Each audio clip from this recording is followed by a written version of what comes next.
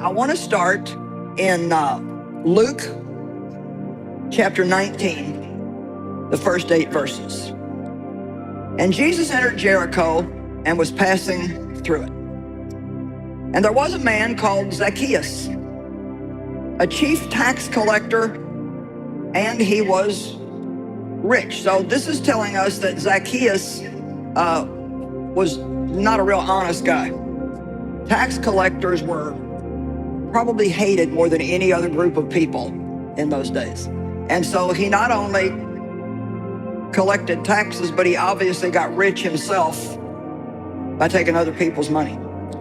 Maybe something about Zacchaeus wasn't satisfied with his life because he'd heard about Jesus and he was trying to see Jesus, which one he was, because Jesus was coming. And it says he could not see him because he was small in stature. Now, let's just be plain. That means he was real short. Okay? And if a person is real short and there's a big crowd and there's something you're wanting to see, you might feel that that was like a little deficit or a handicap for you. But the thing that you're going to find interesting, the reason why I love this group of scriptures is because Zacchaeus didn't let what was going to be a little problem for him stop him. Everybody say determination. See, if you ever want to have what Jesus died to give you, you've got to have a boatload of determination. And that determination means that you have this attitude: if anybody can have what Jesus died to give them, then I can have it. If God can bless anybody, then God can bless me. Now come on, I'm talking about having a more aggressive attitude. If God can bless anybody, he can bless me. If God can do that for anybody, he can do that for me. If he did it for you, he can do it for me. Determination. You must be determined to succeed. What is determination? Unbendedness in pursuit. That means I am not giving up until I see my destiny become what God showed me in that vision. Philippians chapter 3, please, and verse 13. Brethren, I count not myself to have apprehended, he says, but this one thing I do. You know people of purpose and destiny because at every point in their life there is the one thing they are doing. People who do too many things, they are not just busybodies. Sometimes doing too many things is a revelation of purposelessness. This one thing I do, forgetting those things that are behind and reaching forth unto those things which are before. I love this. Next verse. It says, I press. This for me is a definition of determination. I press towards the mark. Can I tell you, determination requires courage, because for the most part of your journey you will be alone. Don't expect people to believe in you at the infancy of your vision, and don't blame them if they don't believe in you. It is at the end the vision speaks. So for the most part of your journey to purpose and destiny, you will walk alone, but find comfort that though I walk through the valley of the shadow of death, he says, I fear no evil, for thou, not for you people, for thou. There is just one person you need to verify. Is he here with me? Apostle, I'm unable to rise because nobody believes in me. You are not alone. Keep moving. There is nobody who they start liking and clapping for at the beginning. Every vision looks like a failure from the beginning. It takes determination. Your determination will force failure to become success. All too often we look at what's wrong with us and why we can't and can't and can't and can't. And we need to remember that God is no respecter of persons. And whatever we will trust God for and believe for, if it's in his word, not just because you decide you want to, but if it's in his word, you can count on God doing that in your life at the right time and in the right way. Well, Zacchaeus wanted something, but he had a challenge in front of him. And I love what happened here. He was trying to see Jesus, but he was small. Verse 4. So he ran on ahead and climbed up in a sycamore tree in order to see him, for he knew that he was about to pass by that way. And I see, I have this little thing that I like to say, more people need to be willing to climb a tree if that's what it's going to take to get what they want. And you can translate that however it fits into your life. So he ran ahead and he climbed up in the tree. And when Jesus came passing by, I love this part of the story, it says that he looked up. Now, why would Jesus be walking along and decide to look up in a tree? I'll tell you why. Because there was something in the attitude of Zacchaeus that drew the Spirit of Jesus to him. Come on now. And he said to him, now watch this, Zacchaeus, hurry up and come down because I must stay at your house today. Who does Jesus like to hang out with? People that have got a determined attitude that they're not going to quit and give up. If we want the presence of God in our lives, then we've got to have the kind of attitude that he wants us to have. And that means I don't care what I'm not. Jesus is everything that I need. And so I may be short, but I can find a way to do what he wants me to do. Apostle, this ministry is not working. Whose own do you think worked? People forced it to work. All this free lunch mentality is why we don't have champions in the kingdom. A crave for sympathy and endorsement. You must sustain the courage to walk alone. Do you know what determination is? If I perish, I perish. Many of us have plan B, plan C, plan Z. You will not be able to go forward that way. Winners are people who don't have plan B. Lord, I've set my hand on this plow and I will press. Determination. I'm praying tonight that God will take away this chicken heart of fear of what people will say. What will people say? Take that thing away, and you need a lion's heart if you want to be great. Whether you are Jesus or Satan, people will talk. They talk about Jesus, they talk about Satan. Who are you that you are in between somewhere? Whether you backslide, whether you maintain your walk, they will still talk about you.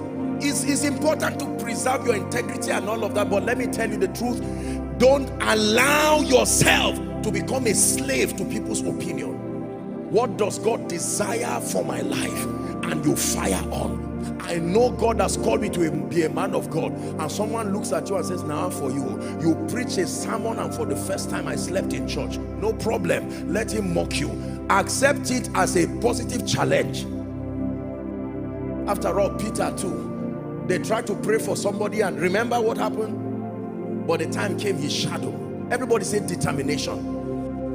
Go and ask any great man you know today, whether in the secular, whether in ministry, if they are honest enough and they don't want to lie or just flatter you, they will tell you, uneasy lies the head that wears the crown. Stop thinking about what you don't have and how you weren't raised right and how you didn't get this and you're not this and you're not that.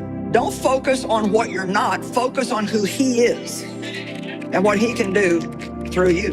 So, as we go on, so he hurried and he came down and he received and welcomed him joyfully. Verse 7, and when the people saw it, and this always happens, these people just aggravate me no end.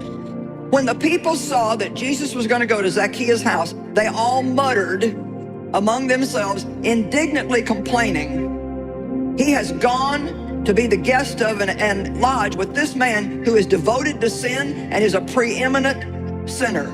It's amazing, the person who has an aggressive attitude and gets God's attention and something good starts to happen in their life, how all the people don't like it, and nobody else ran and climbed up a tree, and so they shouldn't have been murmuring because Zacchaeus got something from Jesus that they would have liked to have had. Let me tell you something, don't let any deficit in your life hold you back. You know my story if you've watched me on TV. I mean, my gosh, I got such a bad start in life. I mean, I was hurt so bad, and you know, I had to come to the point where I just said, I'm not going to let that hold me back. God is greater than your past. Many of us are too fearful to do anything significant. Most of you who are waiting for things to work, there are times you have to close your eyes and walk on that water. So what if you fall? Jesus is there. He will take responsibility for your obeying him. Many of you, your dreams have been in notebooks for decades and you have left it there. And to your shock, you will watch somebody living it out. And you'll be angry and say, is this not the thing? Because it's not only you that saw it. When the spirit of revelation was distributing those things, it's first come, first serve. But I saw this business idea. What did you do about it? Someone saw it and got up and said, listen, I don't have a father, mother, but I have the Lord Jesus, and let's go. Determination. We men of God must take responsibility for proposing that kind of message. We make it look as if the moment you take a step and you are determined, if you do fail, it is because God is not with you. Let me tell you this, even if an angel appears before you and says, I have ordained you to be a real estate champion in Abuja, receive the grace, you can fall down and roll under the anointing and get up, and your first deal can be, because there are many things you don't know, your first deal can even be a scam, and yet you go to God in prayer and God says, I don't even know what you are talking about. All I know is that what I said is still what I've said. I'm trying to get the point across to you today that you will be amazed what you can do if you won't have a give-up attitude before you ever give it your best to find out what God can do through you if you'll trust him and take a step of faith. I am telling you that there is no way that I should be doing what I'm doing. And I said, I believe that I can overcome my past because I see the promises in your word. Hey, listen, when I started this, women didn't do what I'm doing. There was maybe a handful, just a handful. And I just want to say again, determination. I love what the Apostle Paul said is recorded in Philippians 3. My determined purpose is to know him and the power of his resurrection that lifts me out from among the dead even while I'm in the body. And if you want to have a great relationship with Jesus, you can have a great relationship with him, but you're going to have to be determined to not let the devil or circumstances or anything else steal it from you. Many believers have this superstitious belief that just because you fail, people will come and say, this business, did you really hear God? And you go back in shame and you go back in regret. There is difference between failure as an event and failure as a person. It says, rejoice not over me, my enemies. It is true that Jesus died, but for how many days did he die? Don't talk about the dead Jesus when he's already back to life. As soon as he came back to life, he had no time. The Bible says he rolled the grave clothes and he had what to do. He didn't see the disciples and say, you guys, 3 days I suffered, I was in that tomb alone. He had no time for that discussion. Determined people don't weep for too long. If they go through something, they can stand, learn from it, readjust and fire on. Determined people are those that if one door closes, they force another door to open. Listen, don't just be excited for nothing. This is what it takes to be a champion in the kingdom. Determination. Apostle, right now I'm in school. I don't have a father, I don't have a mother. Where will my school fees go from? Just read your book. Start from there. Read your book. If you don't read and the school fees comes 2 weeks to the exam, you will still fail, even though the miracle has come. Do the part you can do and leave God to do what you cannot do. God will not do what you can do. I don't have the money to buy the land, but do you know where the land is? That one does not require money. Apostle, I'm just waiting. I don't know who will give me money, or let me build my church. Do you need money to fast? Do you need money to pray? Do you need money to call upon the name of the Lord? Do you need money to carry fire? Start from there. You might say, yeah, I'm praying about that. Well, that's good. You always want to start with prayer, but I want to tell you something. It's going to take a little bit more than that, because God's going to show you some things that you need to do, some things that you need to change, and he will give you the grace to do it. But when it comes right down to it, you got to do the doing.